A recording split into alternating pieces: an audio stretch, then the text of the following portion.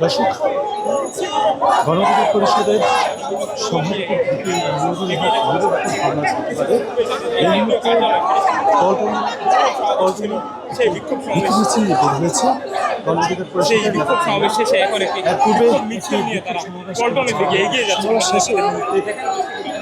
গণঅধিকার পরিষদের নেতাকর্মীরা কি বিশাল বিক্ষোভ মিছিল পল্টন এগিয়ে যাচ্ছে। আপনাদের জানিয়ে রাখি, গতকাল জাতীয় পার্টির সাথে গণঅধিকার পরিষদের সেই সংঘর্ষের সময় আইন শৃঙ্খলা বাহিনী নিয়ন্ত্রণ করতে গিয়ে যৌথ গণঅধিকার পরিষদের সভাপতি হামলা করে এবং সেই হামলায় ভিপি নূর সহ অন্যান্য নেতাকর্মীরা আহত হয়। এবং আমরা গতকাল থেকে দেখতে পেয়েছি যে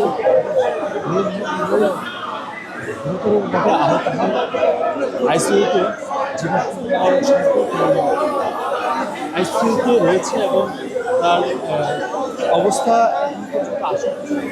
এবং তার প্রেক্ষিতে গতকাল রাত থেকে দেখেছি বিভিন্ন দল সংগঠন এবং দল রয়েছে, তারা বিক্ষোভ করেছে এবং বিভিন্ন দলের প্রধানরা সহ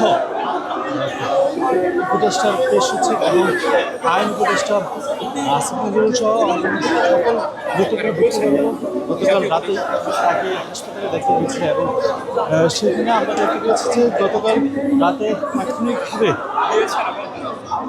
বিভিন্ন কর্মসূচি ঘোষণা দিয়েছিল এবং আজ বিকাল 4টায় তারা সেই কর্মসূচির এক অংশ হিসেবে বিক্ষোভ সমাবেশ করে। বিক্ষোভ সমাবেশ শেষে এই মুহূর্তে একটি বিক্ষোভ মিছিল নিয়ে নেতাকর্মীরা রাজপথে নেমেছে এবং এই মিছিলটি এই মুহূর্তে বিজয়নগর আইনটাইন এরিয়া থেকে শুরু হয়ে এখন পল্টন অভিমুখে এগিয়ে যাচ্ছে। আমাদেরকে সরাসরি দেখার চেষ্টা করছি।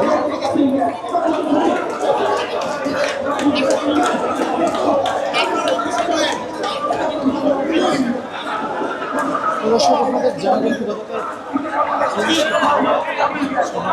যৌথ লাইনে যে হামলা সেই হামলায়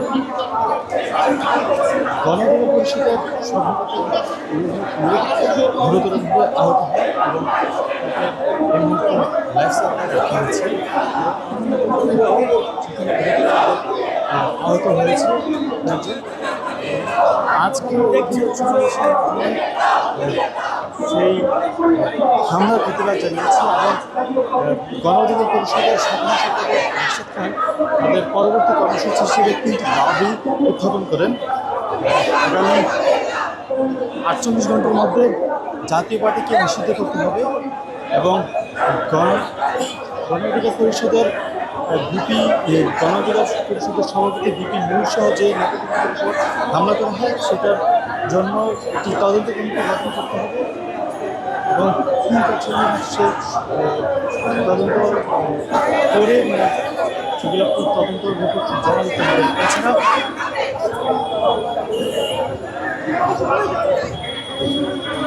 এছাড়া সর্বদলীয় ঐক্য বা সর্বদলীয় একটি সভা করার আহ্বান জানিয়েছেন। আমরা জানি যে প্রধান উপদেষ্টা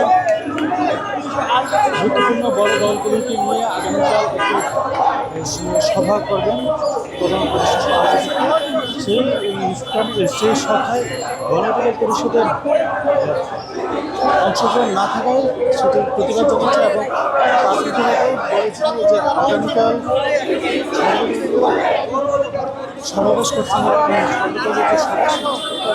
সর্বদলীয় ঐক্যের আহ্বান জানিয়েছে গণঅধিকার পরিষদের সাধারণ সম্পাদক রাশেদ খান এবং সেই কর্মসূচি ঘোষণার পর এই মুহূর্তে একটি বিক্ষোভ মিছিল